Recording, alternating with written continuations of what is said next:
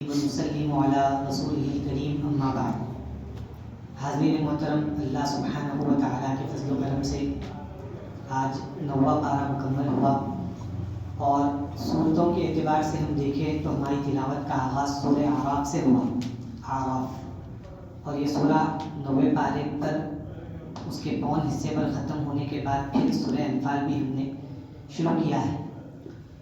الغرض جہاں سے ہم نے تلاوت کا آغاز کیا ہے اس کی ابتدا میں اللہ سبحانہ و تعالیٰ نے شیطان کے ان طریقوں کو ذکر کیا جن سے وہ بھٹکانے کے لیے ہمارے آگے پیچھے سے آتا ہے، اور یہ بات ہم سمجھنے کی کوشش کریں کہ اس طرح شیطان کا ذکر کرنا بھی اور وہ کن کن طریقوں سے بھٹکانے کے لیے آتا ہے، جیسا کہ اللہ نے فرمایا کہ شیطان نے کہا کہ لآتینہم من بین ایدیہم، میں ان کو بھٹکانے کے لیے ان کے سامنے سے آتا ہوں، ومن خلفہم، اور ان کے پیچھے سے آتا ہوں، وعن ایمانہم، ان کے دائیں سے آتا ہوں، وعن شمائلہم، اور ان کے بائیں سے میں آتا ہوں۔ یہ 4 طریقے سے وہ بھٹکانے کے لیے آتا ہے، اس کو اللہ سبحانہ و تعالیٰ نے ذکر کیا۔ ہمارے لیے اس میں ہدایت یہ ہے کہ اس طرح اس کا ذکر ہونا بھی ہمارے لیے بہت بڑی نعمت کی بات ہے، یعنی حقیقت میں اللہ سبحانہ و تعالیٰ ہمارے لیے جو ہم کو بہکانے والی بھٹکانے والی چیزیں ہیں اس سے بھی ہم کو آگاہ کر دے رہا ہے۔ اگر خالی ہم کو ہدایت بتلائی جاتی کہ یہ تمہارے لیے صحیح راستہ ہے اور وہ ہدایت پر آنے والی رکاوٹوں کو ذکر نہیں کیا جاتا تو ہم غافل ہو جاتے، تو اللہ تعالیٰ ہم غافل نہ ہو اسی لیے شیطان کن کن طریقوں سے بھٹکاتا ہے اس کا بھی ذکر کیا۔ اگر ہم اس نظریے کو ہٹا کر ایک عام انداز میں اگر قرآن مجید کو پڑھے تو پھر معاذ اللہ ہم قرآن کا مذاق اڑانے لگیں گے۔ کوئی اگر یہ پوچھے کہ قرآن مجید کا مطلب کلام پاک، مقدس کتاب، حکمت والی کتاب، اس میں شیطان کا ذکر ایسا سمجھ میں آئے گا؟ ارے بھائی اتنے مقدس کلام میں شیطان کا نام کیسے آ سکتا ہے؟ 1 بار 2 بار نہیں، سینکڑوں بار کیسے آ سکتا ہے؟ تو ایمان کے نظریے سے اگر اس کو دیکھیں تو بہت بڑی یہ نعمت ہے اس کا ذکر ہونا بھی ہمارے لیے، کہ اللہ تعالیٰ اس کے غلط راستوں کو واضح کر دیا، اب ہم اس سے بچ جا سکتے ہیں۔ ایک مثال دیکھیے آپ اس کے لیے، جیسے ہم کہیں سے گزر رہے ہیں، کوئی ہم سے کہے کہ آگے گڑھا ہے دیکھ کر جاؤ، اس طرح کہے۔ اب آپ سوچیں گڑھے کا ذکر ہونا اچھی بات ہے، لیکن مسئلہ کیا ہے؟ پلٹا کے اس کو شکریہ بولتے، ارے آپ گرنے سے بچا نہیں، بس ایسا مطلب ہے اس کا کہ اللہ تعالیٰ بھٹکنے سے ہم کو بچا لیا ہے، کہ دیکھو ہر اعتبار سے تم کو بچنا ہے، خالی یہ مت سمجھو کہ وہ سامنے سے آ کر بولیں گا کہ نماز نکو پڑھو، ایسا نہیں ہونے والا ہے۔ سامنے سے، پیچھے سے، اپنے خیالات میں، ہماری فکر میں، ہمارے افکار میں، ہر طرح سے شیطان بھٹکانے کے لیے آتا ہے۔ حتیٰ کہ حضور پاک صلی اللہ علیہ وسلم نے فرمایا ان الشیطان یجری مجری الدم، شیطان انسان کے جسم میں خون کی طرح بہتے رہتا ہے، دوڑتے رہتا ہے رگوں میں، کہتے جیسے خون رگوں میں دوڑتے رہتا ہے نا، حضور فرماتے ہیں ویسے شیطان انسان کے رگوں میں دوڑتے رہتا بھٹکانے کے لیے اس کو۔ تو اللہ تعالیٰ ہم کو راستہ بتا دیا، کتنی خوبصورتی کی بات ہے، اور کتنی کیا کہیں گے ایک احسان والی بات ہے کہ اللہ تعالیٰ ہم کو جو چیزیں غلط راہ پر لے جاتی ہے اس کو بھی ہمارے لیے واضح کر دیا۔ کوئی چارہ ہی نہیں ہے، ہم ہدایت پر رکھنا چاہتے ہیں تو ہدایت کے راستے بھی واضح ہیں، اور جو چیزیں ہدایت کو بگاڑتی ہے وہ بھی واضح ہے، ہم کو بس بچنے کی ضرورت ہے۔ وہ کسی زمانے میں ایک صاحب کیا کرے، قرآن مجید دیے کسی کو، وہ جو بیچارہ تھا انہیں خطاط تھا، مطلب لکھنے والا خطاط، اچھے انداز میں لکھتا تھا، تو اس کو قرآن مجید دی۔ اب دیکھیں نہیں سمجھے تو کیا ہوتا ہے، کیا ہمارے اساتذہ سے ہم سنے واقعہ، تو انہیں کیا کیا، اس کو قرآن کو کاپی کرنے لگا، انہیں نقل کرنے لگا، مکمل نقل کر دیا۔ نقل کرنے کے بعد استاد محترم اس سے پوچھے، وہ جو دینے والے صاحب تھے، کیا میاں نقل کر دیے کیا؟ تو بولے ہاں نقل کر دیا، کچھ جیسا تھا ویسے کرے نا، کچھ اور تو نہیں کرے نا؟ جیسا تھا ویسے کرا، کچھ نہیں کرا، ہاں اتنا یہ کام کرا تھا، جاتا شیطان کا نام تھا، میں سوچا ہاں اتنے کلام پاک میں اتنی بڑی کتاب میں شیطان کا نام، اس کو ہٹا کے تمہارے باپ کا نام لکھ دیا۔ اور جاتا فرعون کا نام تھا، دشمن خدا کا نام قرآن مجید میں، اس کو ہٹا کے تمہارے چچا کا نام لکھ دیا۔ اللہ اکبر۔ اور جہاں جہاں جہنم کا اس کا ذکر تھا، اس کو ہٹا کے تمہارے گھر کے سامانوں کے نام لکھ دیا۔ قرآن نہیں سمجھے، واقعی کسی زمانے میں ہوا ہوں گا لیکن نقصان نہیں کیا۔ کہ وہ قرآن، اب مسئلہ یہ ہے کہ لوگ خالی قرآن کو مقدس کلام، پاک کلام سمجھے ہوئے، اس سے لینا کیا ہے وہ نہیں معلوم. یہ مسئلہ ہو گیا. بہت سے خود کہاں تک آتے، حافظ صاحب کو پکڑے، مجھ سے قرآن پڑھنا ہے، والد صاحب کے نام پہ بخشنا ہے، یہاں تک آتے. ایسا نہیں ہے. قرآن مجید سمجھنے کے لیے، قرآن مجید عمل کرنے کے لیے، قرآن مجید اپنی زندگیوں میں اتارنے کے لیے. کہاں سے لاتے آپ بتائیے ایسا کلام؟ واقعی کوئی ایسا مذہب جس کے پاس کوئی ایسی کتاب جو حقیقت میں انسان کی زندگی کو نچوڑ کے رکھتے، وہ قرآن مجید ہے صرف. ورنہ آپ جہاں پر بھی آپ دیکھیں کمی نظر آتی ہے ہمارے. آج ہم تھک نہیں جاتے ان کے معاملات کو دیکھ کر، ان کے رسم و رواج کو دیکھ کر. نہ اخلاقی اعتبار سے ان کے معاملات درست ہے، نہ معاشرے کے اعتبار سے درست ہے. وہی آپ اسلام کی طرف آئیے، خوبصورتی ہے، خوبصورتی ہے، خوبصورتی ہے، خوبصورتی ہے. اب وہ لوگ اگر کچھ مسلمان کہیں پر اگر کچھ گڑبڑی کرتا ہے یا غلط کام میں ملوث ہے، آپ یاد رکھیے مسلمان کے کرنے کی وجہ سے اسلام کی شکل خراب نہیں ہوتی، اسلام خراب نہیں ہوتا کبھی بھی. وہ مسلمان کا اس کا عمل ہوگا. وہ اگر گناہ کر رہا ہے، شراب پی رہا ہے، تو اسلام کو غلط بولیں گے آپ؟ نہیں. تو بہرحال میں آپ کو بتا رہا ہوں کہ بہت ہی جو ہے یہ نعمت کی ہمارے لیے نعمت عظمیٰ، بہت بڑی نعمت کی بات ہے کہ اللہ نے جو غلط راستے اس کو بھی واضح کیا. یہ کیا ہونا جو آج تلاوت کی ہے، اللہ تعالیٰ یہاں تک فرمایا انما اموالکم واولادکم فتنہ. تمہاری ہدایت کا معیار یہ ہے کہ نہ تم اولاد کی وجہ سے بگڑنا، نہ تم اپنے مال کی وجہ سے بگڑنا. یہ چیزیں بگاڑنے کے لیے آتی ہے. مال کی کثرت ہونا، اولاد سے محبت ہونا، یہ بھی تم کو اگر بگاڑے تو یہ بھی تمہارے حق میں صحیح نہیں ہے، بلکہ یہ بھی ایک فتنہ ہے. بلکہ فرمایا اللہ تعالیٰ قرآن نے جہاں تک حقیقت کو واضح کیا ہے. اس سے اور بڑھ کے کیا ہونا بتائیے آپ کہ اولاد کو اگر فتنہ آزمائش کہہ دیا جائے، مال کو آزمائش کہتے ہیں، جس کے ذریعے اپنی ضرورتوں کو ہم پورا کرتے ہیں، جس کے ذریعے ہم اپنی جو ہے حاجتیں پوری کرتے ہیں، اللہ تعالیٰ توڑ کے رکھا. اگر یہ بھی اگر تم کو ہدایت سے ہٹاتے ہیں، فتنہ ہے اگر تم کو ہٹا رہے ہیں ہدایت سے. تو یہ بہت اہم پہلو تھا. اور مکمل حکم ہے پھر اس کے فوری بعد حضرت آدم علیہ السلام کا اور جو ابلیس کے ساتھ جو واقعات ذکر ہوا اس کو ذکر کیا، وہ بھی آپ بارہا سنتے رہتے ہیں. اور پھر اس کے بعد جو ہے 8ویں پارے میں خاص طور پہ جو اس کا مرکزی عنوان اہم وہ ہے پچھلی امتوں کی تفصیلات، پچھلی امتوں کے واقعات. حضرت نوح علیہ السلام کا ذکر ہے اس میں، حضرت ہود علیہ السلام اور ان کی قوم کا ذکر ہے، حضرت صالح علیہ السلام اور ان کی قوم سمود کا ذکر ہے، حضرت لوط علیہ السلام کا ذکر ہے، حضرت شعیب علیہ السلام کا ذکر ہے، حضرت موسیٰ علیہ السلام کا ذکر ہے. خاص طور پہ ان 6 یعنی انبیاء کے اور ان کی قوموں کے واقعات کو اللہ نے بیان کیا. ان کے اوپر جو عذاب آئے اس کی تفصیل کو بھی اللہ نے بیان کیا، خاص طور پہ اس کو بیان کیا. اس کی وجہ کیا ہے آپ دیکھیں گے، غور کریں گے کہ یہ ان کی سب سے پہلی خرابی یہ تھی جو اللہ نے ذکر کیا کہ انبیاء کا مذاق اڑاتے تھے. یہ لوگ گستاخی کیا کرتے تھے انبیاء علیہ السلام کی. سب سے پہلی خرابی ان کے اندر یہ تھی.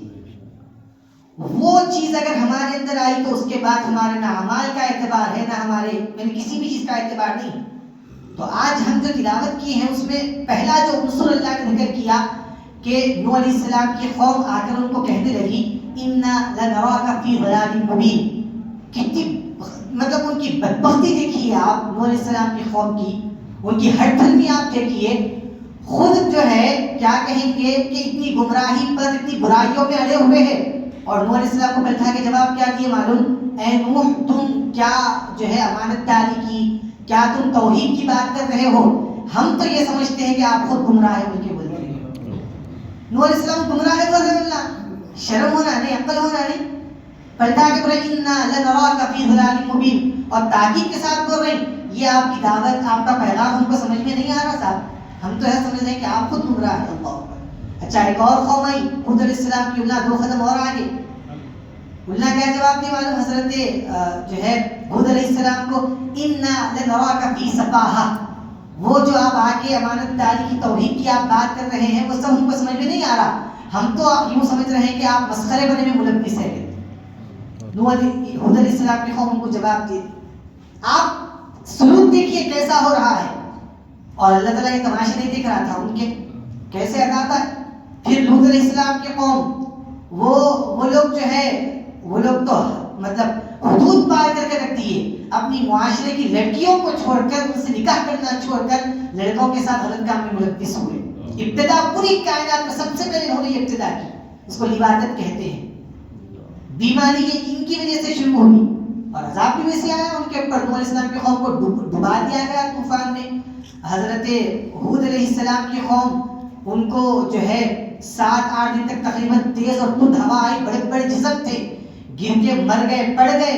اور لوط علیہ السلام کے قوم کے اوپر پتھروں کا عذاب نازل ہوا, جیسے بارش برستی نا پانی کی وجہ سے پتھر نازل ہوئے ان کے اوپر. اور سائنس تحقیق کرنے والے لکھتے ہیں 400 فٹ اندر چلے گئے تھے یہ لوگ جب ان کے اوپر عذاب آیا. سمجھ رہے آپ؟ اور ایسا جو ہے یہ کوئی مطلب صرف سن کے اڑانے والی بات نہیں ہے, بہت ہی عبرتناک خیز واقعات ہیں جو ان کے بیان کیے گئے.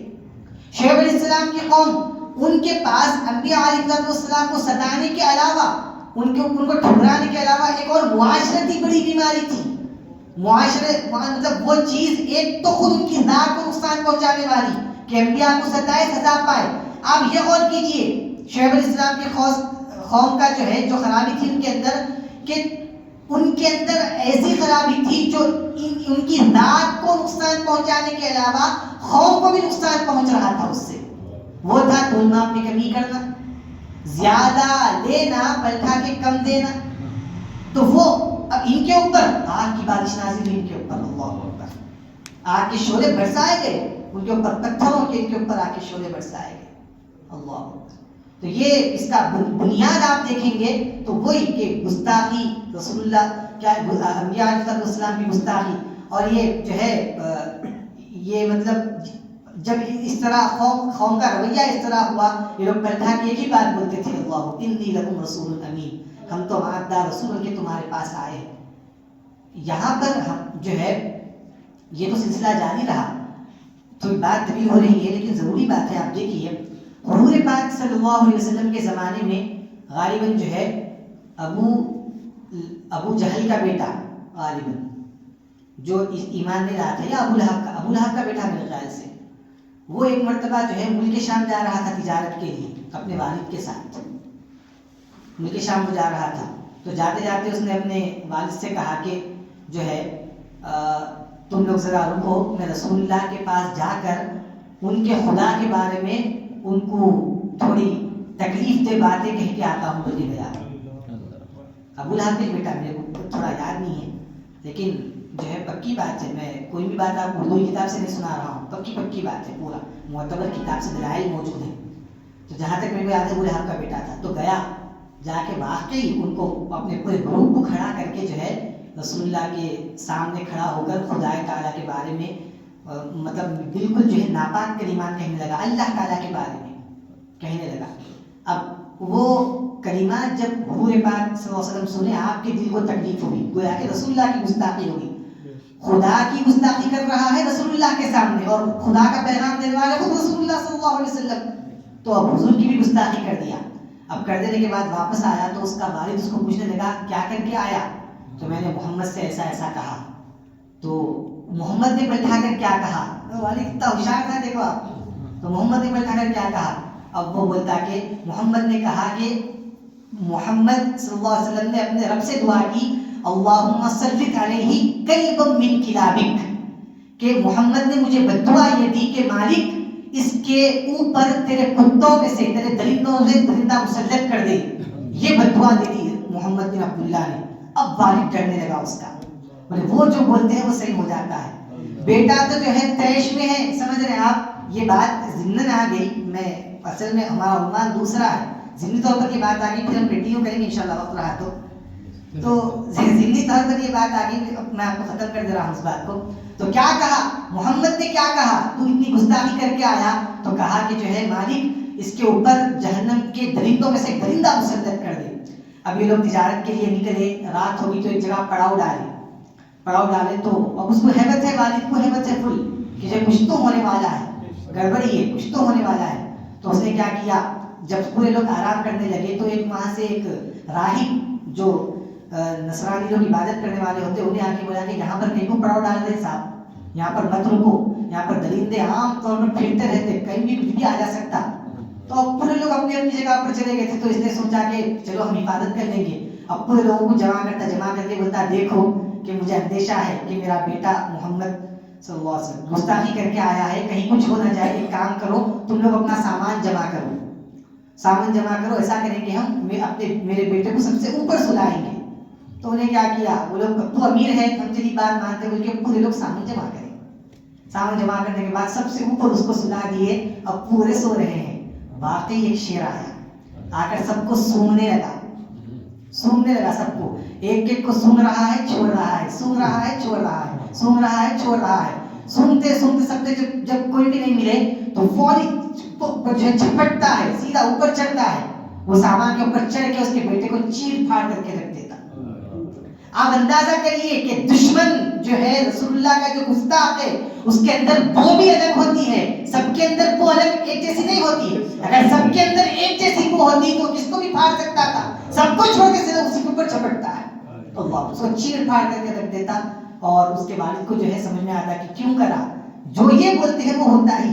اللہ تو جو حضور دعا کیے تھے کہ مالک اس کے اوپر تیرے درندوں میں سے درندہ مسلط کر دے, ویسا ہی ہوا, چیر پھاڑ خونم خان کر دیا گیا.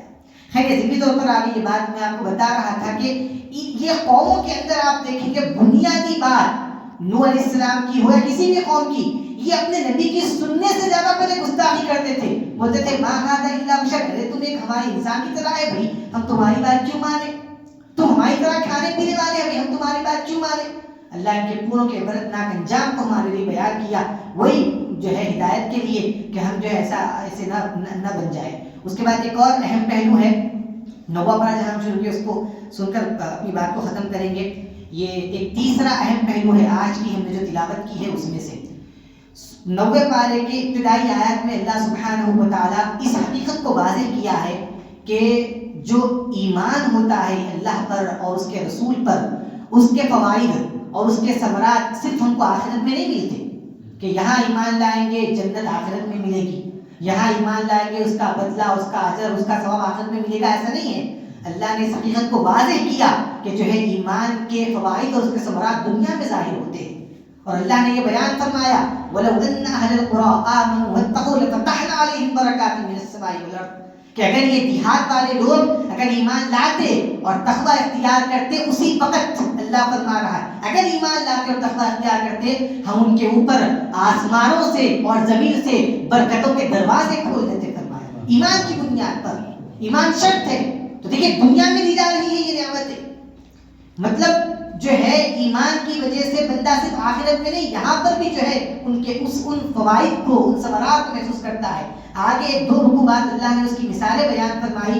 آپ جو ہے بارہا سنے ہوں گے کہ فرعونیوں کا اور موسیٰ علیہ السلام کا مقابلہ ہوا. فرعونیوں کو جب بلایا گیا وہ جادوگروں کو, تو ایمان لانے سے پہلے انہوں نے فرعون سے کہا تھا کہ جو ہے اگر ہم موسیٰ کو مغلوب کر دیں اس معاملے میں تو ان لنا لاجرا ان كنا نحن الغالبین, تو ہمارے لیے اجر ہوگا اگر ہم موسیٰ کو مغلوب کر دیں. اس نے کہا کہ اس اجر ہی نہیں, میں تم کو اپنا قریبی بنا لوں گا. انکم لمن المقربین, تو اب یہ ایمان نہیں لائے, موسیٰ علیہ السلام سے مقابلہ ہو رہا ہے, تو جو ہے اجر کی بات ہو رہی ہے, فرعون کے قریب ہونے کی بات ہو رہی ہے. جب موسیٰ علیہ السلام سے معجزات نکلتے ہوئے دیکھے, ان معجزات کو ملاحظہ کرے, فوری ایمان لا لیے وہ لوگ. جب ایمان لائے ان کا پورا انداز بدل گیا, پورا رویہ ان کا بدل گیا, ان کی پوری فکر بدل گئی. وہ ایمان لانے کے بعد فرعون نے کہا کہ میرے سے پوچھے بغیر, میرے سے بات کے بغیر ایمان لا لیتے, میں تمہارے ہاتھ پاؤں کاٹ کر تم کو سولی پر لٹکا دوں گا. ثم لأصلبنکم اجمعین, تم کو میں سولی پر لٹکا دوں گا. وہ دیکھیے ان کا انداز اب کیا ہے, اب پلٹا کر جواب دیتے ہیں کہ قالوا انا الی ربنا منقلبون, تو جو کرنا چاہتا ہے کر لے, ہم تو اپنے رب کی طرف پلٹ کر جانے والے ہیں. ایمان لانے سے پہلے فرعون کے قریب ہونے کی بات کر رہے تھے, ایمان لانے کے پاس رب کے پاس جانے کی بات کر رہے ہیں. ہم کو یہ سمجھنا ہوگا کہ ایمان واقعی دل میں ایک ایسا تعلق پیدا کرتا ہے خدا تعالیٰ سے, ایسا کنیکشن پیدا کرتا ہے کہ اس دل سے خوف اور غم دونوں دور ہو جاتے ہیں. ان کے پاس سے خوف چلا گیا تھا کہ فرعون یہ وہ کرے گا, اور ان کے پاس سے غم بھی چلا گیا تھا کہ ان کی جان جانے والی ہے. اب اتنا سکون بخش رہا تھا, وہ ایمان کے جان دینے کے لیے تیار ہو گئے. دیکھیے معمولی بات نہیں ہوتی, میں ختم کر رہا ہوں, معمولی بات نہیں ہوتی. وہاں پہ صرف اکیلا فرعون نہیں ہے, فرعون بھی ہے, اس کا طاقتور لشکر بھی موجود ہے. یہ سب ہونے کے باوجود بھی بربلا انہوں نے یہ اعلان کیا کہ ہم تو اس سے ڈرنے والے نہیں ہیں, ہمارے دل میں ایمان آ چکا ہے, اب چاہے تو جان لے, ہم کو ڈرا دھمکا, ہم تو اپنے رب کی طرف پلٹ کر جانے والے.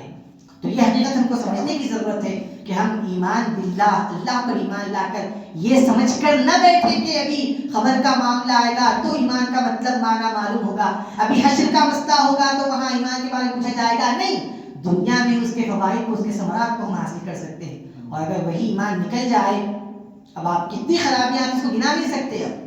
اب کیا کیا خرابیاں آتی بھائی. جس بندے کا آخرت سے ایمان اٹھ جائے انہیں کیا خاصی تیاری کرے گا آپ بتائیے؟ کیا انہیں جو ہے اپنی غفلت کو دور کرے گا؟ کیا انہیں حلال و حرام کے بارے میں سوچے گا؟ کتنا ڈر پیدا ہوگا. پوری بے چینی ہے ہمارے معاشرے میں، پورا جو ہے بے قدری ہے ہمارے معاشرے میں، وہ سکون اطمینان حاصل نہیں ہو رہا. اللہ نے گارنٹی دی ہے جس کے پاس ایمان ہوتا ہے اور تقویٰ ہوتا ہے وہی لوگ بے خوف ہوتے ہیں اور جو ہے غم سے پاک ہوتے ہیں. اب اگر ہمارے اندر خوف ہے یا ہمیں کسی بات کا غم ہے یا ہم اطمینان حاصل نہیں کر رہے تو ہم کو ماننا پڑے گا کہ ایمان کی یقین کی کمی ہے. ہم دعوے سے تو کہہ رہے ہیں کہ ایمان والے ہیں، وہ چیزیں ہماری زندگی میں ہم کو جاری کرنے کی ضرورت ہے. اللہ نے یہ مثالیں کھول کر بیان کی ہیں. باقی تفصیلات ہیں انشاءاللہ اس کو ہم ضرور آگے چل کر سنیں گے. اللہ تعالیٰ سے دعا ہے کہ مالک ہم نے جو کہا ہے سنا ہے، کہنے والے کو اور سننے والوں کو اخلاص کے ساتھ عمل کرنے کی توفیق عطا فرما.